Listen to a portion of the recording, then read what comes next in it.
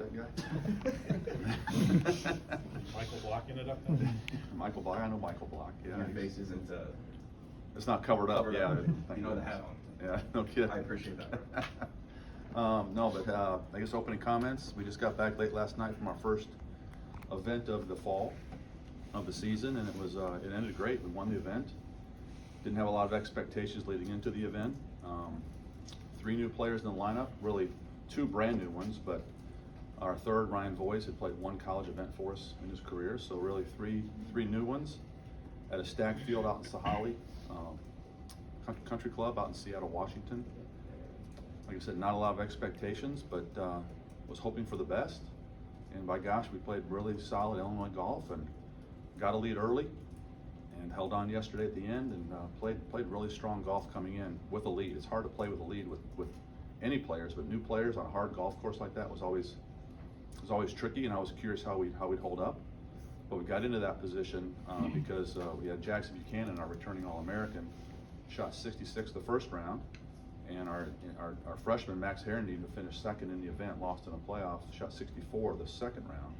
And when you have low scores like that, that always bodes well for college team golf. So, like I said, got into position, held on to win, and to beat a really strong field on a really hard golf course that was set up like the national championship will be set up. Greens were really firm and hard, and pins were tucked, and I'm thrilled to death.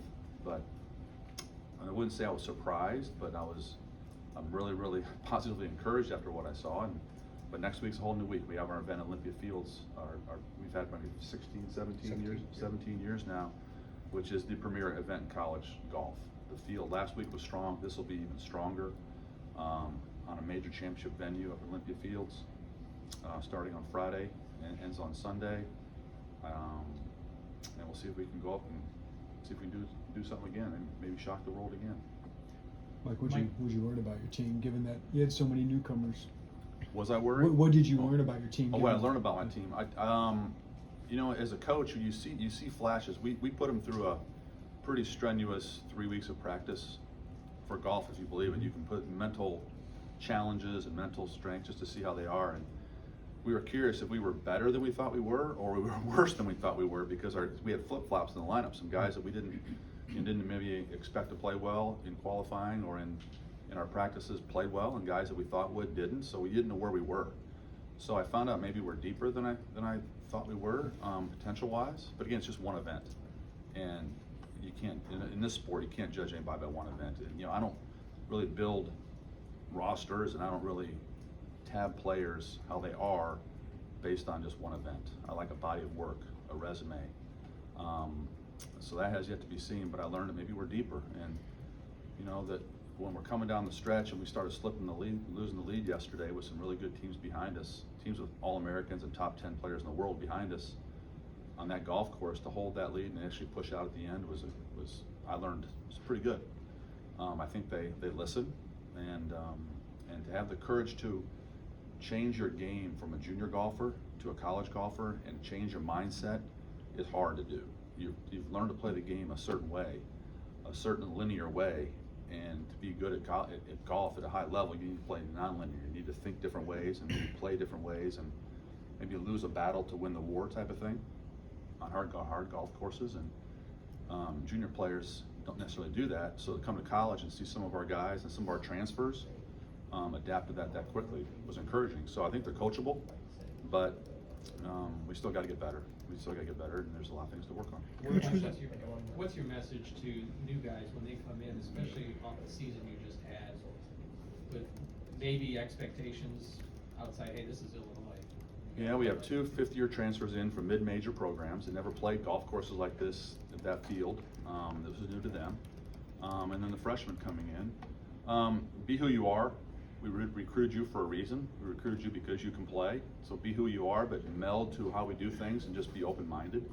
And just compete, and we'll figure things out. But you don't try to make things too complicated, but you send messages periodically through the day and through the week of how we do things, and hope some of them stick this time of year. And I think they did, back to that last question. And but you welcome new players with open arms, and you kind of lay the foundation and lay the parameters that we play under and how we live under, but they got to be themselves.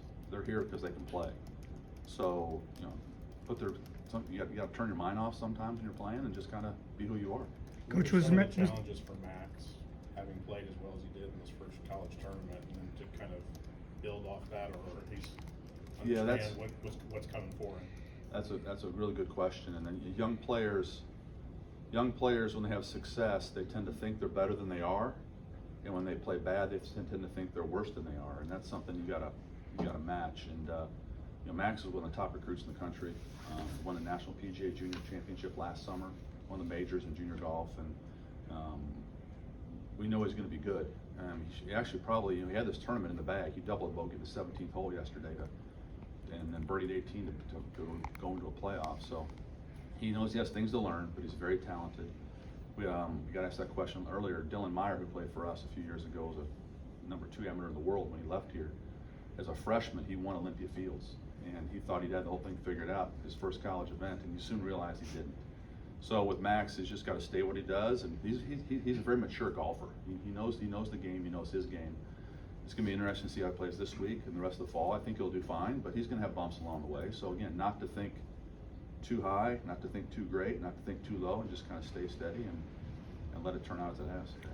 Was it the 64? Was that one of the more impressive performances you've seen from your guys, especially coming on such a difficult golf course? Yes, we've had good rounds over the past and good players come through here, but for a freshman to come out there, now Max grew up a half hour from there. He's from Seattle, so he had played the golf course a few times. He's not a member there, but he had played the golf course, so he knew it. But still, when you go out and you play in front of a lot of family and friends that were there, that's also nerve-wracking for young players. So he handled that very well. But he's a good front runner. When he gets going, he pipes it down fairways, stripes fairways, hits greens. On that golf course, you had to do that. If you're making pars, it's a holly, you're passing people. And when he shot 64, he really sent a message. And then to follow up the last round with a solid round was more impressive to me than the 64. Because sometimes when players shoot low scores, that next round, you're kind of still living in the past a little bit and kind of living off that. And he turned it around and started all over and really helped us win. What the transfers showed you since they've gotten here, the transfers? They're both different type of players. You know, Tyler and Timmy are different players, but I think they're hungry. They like the atmosphere. They like being on a bigger stage, and they both had success at the mid-major level. They're good players, but they both know they got to get better. And we've talked about it, and I think they respect us when we say that from a positive point.